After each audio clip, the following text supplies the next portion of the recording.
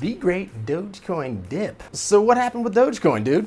Dogecoin, Dodgecoin, however you pronounce it. We were supposed to get dollar parity over the weekend with Elon Musk being on Saturday Night Live with his company, Tesla and SpaceX, I think, accepting the token as a form of payment. Like I said, this should have taken Dogecoin to dollar parity and made anybody who had invested early in Dogecoin rich in dollars. Yeah, well, that just begs the question. Is Dogecoin just a flash in the pan pump and dump pariah? Or is it something that you should be cautiously optimistic about? Well, things are not always as they seem, and by the time you're done watching this video, you can share it with your friends why you should be cautiously optimistic about Dogecoin and other cryptos. You'll know about the history of Dogecoin, where it fits in with other cryptocurrencies, its true value proposition, and you'll know about all the major downside risks. So, lovingly, tenderly, gently, smash that like button for the YouTube algorithm, and let's get started.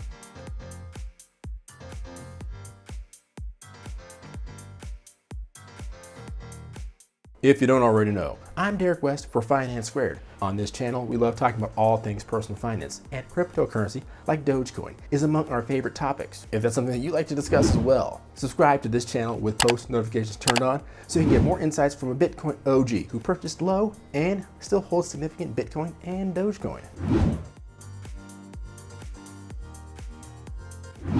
So Dogecoin is an interesting cryptocurrency. It happens to be one of the first wave of cryptocurrencies that was created. What are the waves of cryptocurrency? Well, you can think of the evolution of cryptocurrency over the past decade or so as really being developed and evolved over three distinct waves. The first wave was all about using the new technology, blockchain, to change the way people handle their personal financial transactions and accumulated wealth. It was all about creating a currency that was decentralized, free from the influence of central banks and big businesses, allowing people to use their money without all the middlemen that drive up prices and slow processes down. That's where you see tokens like Bitcoin, Litecoin, Dodgecoin, and many others. Among all first wave currencies though, Dogecoin is special for a very significant reason, because it's one of the few cryptocurrencies that is inflationary in nature and not deflationary. I think a lot of us understand what inflationary is. Well, to be real, very few people understand what the topic of inflation is, but we have a general idea. Not as many people understand what deflationary means. When I say a deflationary currency, what I mean is a currency where there is a definitive amount of that currency available for use. When there's a limited amount of anything, when people want that thing, the price tends to go up. It's called supply and demand. And when that price goes up, it makes it harder for people to get into it and use it as a means to transfer value. An interesting side note. I once heard it from a central banker from the European Union, whose name I forget, but he mentioned that money can be poetically described as a language to express value to people, which is, I think, an accurate way of describing it. But when you're describing that money in a deflationary way, what you're saying to people is that this thing is rare, and the more people want it, the more expensive it will be. And the deflationary nature of many first wave cryptos is one of the many reasons why the prices keep rising for Bitcoin and Litecoin and even Ethereum, which I would consider a second wave cryptocurrency. You see, people would rather hold those tokens rather than use them to spend and make business transactions with. That's sort of the same for Dogecoin as well, but that doesn't always have to be the case. So you see, Dogecoin does not have a ceiling on how many tokens of it can exist at any one time. So as more and more people use it, it is reasonable to assume that more and more tokens can be issued, helping to keep the price of it down and to increase its velocity. That is, its use as a currency to conduct actual business with. Does that make it a bad crypto to want to quote unquote invest in? Well, it doesn't help. There are actually many other reasons as well. And to understand why, let's look at the other waves of cryptocurrency, the problems that they solve, and how that affects Dogecoin's investability at or close to dollar parity. You see, the second wave of cryptocurrencies were about the smart contract use case for the blockchain. Realizing that a decentralized coin could also be programmable, many whiz-kid cryptocurrency nerds decided to make new tokens that would not only act as money, but also as programmable contracts. So not only was your money going to be decentralized, but it was also going to be smart, doing what you tell it to do whenever you want it to. Talk about putting your money to work for you. This is where you see tokens like Ethereum, Chainlink, Ripple, and many others. Come to think of it, Ripple is actually a special case. I have a video coming out about Ripple and others like it in the near future. So subscribe to this channel with post notifications turned on so you don't miss it. Like anything and everything, none of these coins were perfect. Criticisms came over them from various quarters over lots of things. For example, their speed.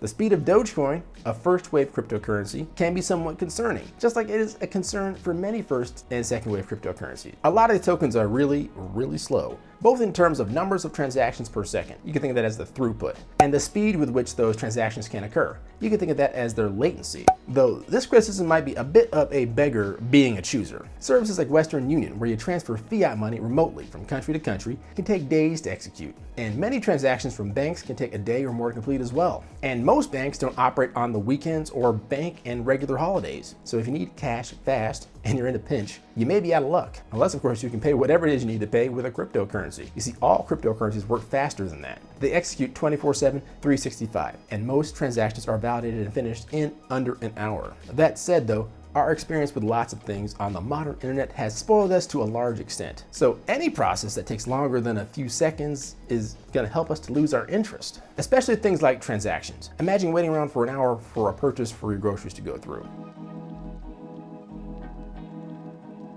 I have a video on this very topic of cryptocurrency speed. Take a look in the video card above. But of all the top first wave cryptocurrencies, Dogecoin is one of the fastest in terms of both the number of transactions per second and the speed those transactions can execute, which is one of the reasons why it is favored among big name celebrities and entrepreneur influencers like Elon Musk. In fact, Dogecoin is a real standout for first wave cryptocurrencies as it can complete transactions in 6 minutes and is capable of handling 33 transactions per second, which is a stark contrast to Bitcoin at 60 minutes and 7 transactions per second. When you look at it that way, Dogecoin is lightning quick. Even if you compare it to second wave cryptocurrencies like Ethereum, it beats Ethereum out at 33 transactions per second to 25, and it comes in even at transaction time at around 6 minutes. This is all assuming ideal conditions, by the way. Again, still slow by modern internet standards, but fast for banking standards. Other concerns for first and second wave cryptocurrencies include their impact on the environment. You see, the mining of cryptocurrencies like Bitcoin, Dogecoin, Litecoin, Ethereum, and others, well, that's an electricity-intensive exercise. Many first and second wave cryptocurrencies using blockchain tend to use a proof of work mechanism to validate transactions. Now, I'm not going to go into the details of the proof of work mechanism. It's too techy for this channel, and it is really a snooze fest if you're not into that sort of thing. Just know that the mining that you always hear about in various cryptocurrencies, including Dogecoin, well, that's how you get more tokens without doing any trading of the token. And mining is the way that cryptocurrencies can be decentralized, in that it offloads the work of validating transactions occurring between individuals to nodes in the network and not to a central authority. Basically, if you validate a transaction, you get a token. That's mining in a nutshell. But in order to make that process secure, and for a number of other boring, technical, jargony reasons, the mining of tokens is effectively solving really complex math problems that even powerful machines struggle to solve. Even networks of powerful machines struggle to solve these problems. And that means that a lot of computing power is now dedicated strictly to mining cryptocurrency. And computers need electricity. And that electricity oftentimes comes from coal and oil power plants, particularly in Asian countries where quite a huge chunk of mining power is located. And I think that we all can agree that whatever your political perspective is, that coal and oil power plants contribute a lot of pollution to the world, and that we probably should think of different ways of curbing their growth and limiting their effect on the environment. And first and second wave cryptos like Bitcoin, Dodgecoin, Ethereum, and Chainlink, well, they help to contribute to that growth. But that isn't even the last concern of first and second wave coins. The anonymity of many of these tokens can be a huge problem when it comes to the underground marketplace of illegal goods and services.